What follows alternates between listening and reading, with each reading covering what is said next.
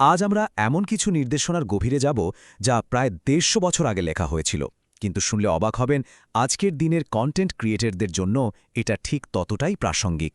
সাহিত্য সম্রাট বঙ্কিমচন্দ্র চট্টোপাধ্যায় নতুন লেখকদের যে পথটা দেখিয়েছিলেন, চলুন আজ সেই পথই একটু হেঁটে দেখা যাক। আমাদের পুরো আলোচনার কেন্দ্রবিন্দু কিন্তু এই প্রশ্নটা। ভাবুন তো, ১৯ শতকের একজন সাহিত্যিক আজকের দিনের লেখকদের কী বা শেখাতে পারেন। এই প্রশ্নের উত্তরটা পেলেই আমরা বুঝে যাব কেন বঙ্কিমচন্দ্রের এই লেখাটা আজও আমাদের পাঠ্য বইয়ের একটা খুব গুরুত্বপূর্ণ অংশ, আর পরীক্ষার জন্য কেন এটা এত দরকারি। দেখুন, যে কোনো উপদেশের গুরুত্ব কিন্তু নির্ভর করে কে উপদেশ দিচ্ছেন তার উপর, তাই না? তো বঙ্কিমচন্দ্রের নিবেদনগুলো ঠিকঠাক বোঝার আগে চলুন চট করে জেনে নিই কে ছিলেন এই সাহিত্য সম্রাট, আর কেনই বা তার কথাকে এতটা গুরুত্ব দেয়া হয়। আর হ্যাঁ, পরীক্ষার প্রস্তুতির জন্য তার পরিচয় জানাটা কিন্তু মাস্ট। তিনি কিন্তু শুধু একজন সাধারণ লেখক ছিলেন না। বাংলা সাহিত্যে তার যে অসাধারণ অবদান, তার জন্য তাকে সাহিত্য সম্রাট উপাধি দেওয়া হয়েছিল। সত্যি বলতে তার হাত ধরেই কিন্তু বাংলা ভাষায় প্রথম সার্থক আর শিল্পসম্মত উপন্যাস লেখা শুরুটা হয়। এই স্লাইডটা দেখলেই বোঝা যায় যে তার কর্তৃত্ব শুধু সাহিত্যের মধ্যেই থেমে ছিল না। তিনি একদিকে যেমন দুর্গের সন্ধিনীর মতো প্রথম সফল উপন্যাসের স্রষ্টা, তেমনি অন্যদিকে বঙ্গদর্শনের মতো একটা প্রভাবশালী পত্রিকার সম্পাদক, আবার একই সাথে একজন অত্যন্ত ন্যায়পরায়ণ ম্যাজিস্ট্রেট হিসেবেও তার পরিচয় ছিল। মানে সব বিলিয়ে ১৯ শতকের বাংলায় তিনি ছিলেন এক কথায় একজন কমপ্লিট প্যাকেজ। এই প্রশ্নটাই কিন্তু আমাদের প্রবন্ধটার একদম মূল জায়গায় নিয়ে আসে। মানে এমন একজন প্রতিষ্ঠিত মানুষ কেন নতুন লেখকদের জন্য একটা গাইডলাইন তৈরি করার দরকার মনে করলেন। আসলে ১৮৮৫ সালে প্রচার পত্রিকায় যখন এই লেখাটা বের হয়, তখন এটা ছিল অনেকটা বাংলা সাহিত্যের একজন অভিভাবকের মতো, যিনি তার পরের প্রজন্মকে ঠিক পথটা দেখাচ্ছেন। চলুন এবার সেই নিবেদনগুলো কী ছিল সেটাই দেখি। বঙ্কিমচন্দ্র তার লেখার একদম শুরুতেই যে প্রশ্নটা তুলেছেন, সেটা হলো একজন লেখকের কলম ধরার আসল কারণটা কী হওয়া উচিত। তার প্রথম আর সবচেয়ে গুরুত্বপূর্ণ পয়েন্টটাই হলো লেখার পেছনের উদ্দেশ্য বা মোটিভেশন নিয়ে। এখানে বঙ্কিমচন্দ্র খুব পরিষ্কারভাবে দুটো পথের মধ্যে একটা দাগ টেনে দিয়েছেন। একটা পথ হল নাম, যশ বা টাকার মোহ, যেটা খুব সাময়িক, আর অন্য পথটা হল মানুষের কল্যাণ আর শিল্পের চিরন্তন সৌন্দর্য সৃষ্টি করা। তিনি নতুন লেখকদের এই দ্বিতীয় পথটাই বেছে নিতে বলছেন। দেখুন কি সাংঘাতিক একটা কথা, তিনি এখানে খুব শক্তিশালী একটা ভাষা ব্যবহার করেছেন। এই যে মহাপাপ শব্দটা, এটা কিন্তু এমনি এমনি বলেননি।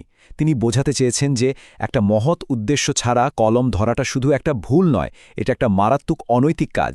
আর পরীক্ষার জন্য এই উক্তিটা কিন্তু খুব ইম্পর্ট্যান্ট, প্রায়ই ব্যাখ্যা করতে আসে, তাই এর গভীরতাটা ভালো করে বোঝা দরকার। তার মানে মূল কথাটা হল, বঙ্কিমচন্দ্রের কাছে সাহিত্য শুধু বিনোদনের জন্য নয়, এটা একটা বিশাল বড় দায়িত্ব। আর সেই দায়িত্বটা হল সত্য আর মঙ্গলের পক্ষে থাকা। লেখা কখনোই এই নৈতিক ভিত থেকে সরে যেতে পারে না। উদ্দেশ্য তো নয় ঠিক হলো, কিন্তু লিখব কিভাবে? উদ্দেশ্যের পর বঙ্কিমচন্দ্র লেখার আসল কৌশল বা ক্রাফট নিয়ে কিছু ধারালো পরামর্শ দিয়েছেন। চলুন এবার সেদিকে একটু নজর দিই। এটা তার সবচেয়ে বিখ্যাত নির্দেশগুলোর একটা। এখানে তিনি মৌলিকত্ব বা অরিজিনালিটির ওপর সবচেয়ে বেশি জোর দিয়েছেন। তার যুক্তিটাও খুব সহজ। যখন আমরা কাউকে নকল করি, তখন তার ভুলগুলো বা স্টাইলের দোষগুলো সহজেই চলে আসে, কিন্তু তার ভেতরের যে আসল প্রতিভা বা গুণ, সেটা পাওয়া যায় না। এই পয়েন্টটা একটু মনোযোগ দিয়ে খেয়াল করুন। পরীক্ষায় এমন একটা উদ্দীপক কিন্তু প্রায়ই আসে যেখানে দেখা যায় একজন লেখক অন্যকে নকল করে ব্যর্থ হয়েছেন।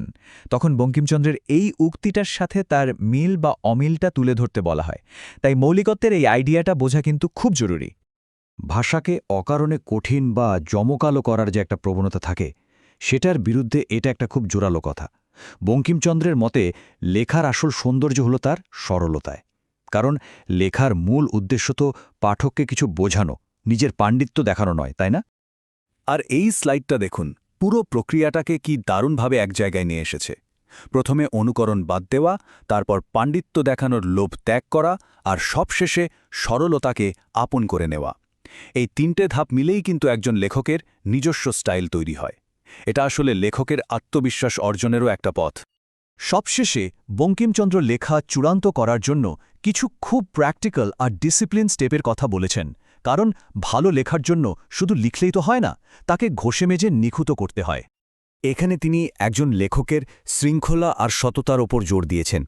যেমন তিনি বলছেন, লেখা শেষ করেই ছাপানোর জন্য দৌড়াদৌড়ি করার দরকার নেই। কিছুদিন সময় দিলে নিজের লেখার ভুলগুলোই কিন্তু নিজের চোখে পড়ে। একইভাবে যে বিষয়ে লেখকের যথেষ্ট জ্ঞান বা অধিকার নেই সে বিষয়ে কলম ধরতে তিনি বারণ করেছেন। প্রত্যেকটা পয়েন্টই কিন্তু লেখকের দায়িত্ববোধের কথা বলে। এটা কিন্তু একটা দারুণ মনস্তাত্ত্বিক কৌশল। এটা লেখকদের নিজেদের লেখার সবচেয়ে বড় সমালোচক হতে সাহায্য করে। সেলফ এডিটিংয়ের জন্য এর চেয়ে ভালো উপায় আর কি হতে পারে? বেশ, এতক্ষণ তো আমরা অনেক কিছু জানলাম। এখন চলুন এই সব নীতিগুলোকে সরাসরি পরীক্ষার প্রস্তুতি আর আজকের দিনে এর প্রাসঙ্গিকতার সাথে জুড়ে ফেলি। এতক্ষণ আমরা বিস্তারিত আলোচনা করলাম। এখন চলুন পুরো প্রবন্ধের মূল বিষয়গুলোকে এক জায়গায় নিয়ে আসা যাক, যা পরীক্ষার প্রস্তুতির জন্য সবচেয়ে বেশি কাজে লাগবে। এই 4টে বিষয় হল বঙ্কিমচন্দ্রের নিবেদনের মূল কথা। প্রথমত, লেখার একটা নৈতিক দায়িত্ব আছে, মানে সত্য আর মঙ্গলের সাধনা করতে হবে। দ্বিতীয়ত, অনুকরণ না করে মৌলিক হতে হবে। তৃতীয়ত, ভাষার অলঙ্কারের চেয়েও সরলতাকে বেশি গুরুত্ব দিতে হবে। আর চতুর্থত, লেখাটাকে বারবার এডিট করে এবং ফ্যাক্ট চেক করে তার মান নিশ্চিত করতে হবে। এই 4টে পিলার মনে রাখলেই দেখবেন যে কোনো প্রশ্নের উত্তর দেওয়াটা অনেক সহজ হয়ে গেছে। আর এটাই ছিল তার চূড়ান্ত আশা, যে এই আদর্শগুলো যদি সবাই মেনে চলে তাহলে পুরো বাংলা সাহিত্যেরই খুব দ্রুত উন্নতি হবে। তিনি আসলে শুধু একজন লেখকের উন্নতি চাননি, তিনি চেয়েছিলেন গোটা সাহিত্য জগতের বিকাশ। আর এই আলোচনাটা আমাদের একটা শেষ ভাবনার কাছে নিয়ে আসে। আজকের এই ভাইরাল হওয়ার দৌড়ে, যেখানে তাৎক্ষণিক খ্যাতি, টাকা আর অনুকরণই সবকিছু, সেখানে বঙ্কিমচন্দ্রের শত বছরের পুরনো এই নীতিগুলোর কি আজকের দিনের লেখক বা কন্টেন্ট ক্রিয়েটারদের জন্য কোনো দাম আছে? প্রশ্নটা আমাদের সবার ভাবার জন্য রইল।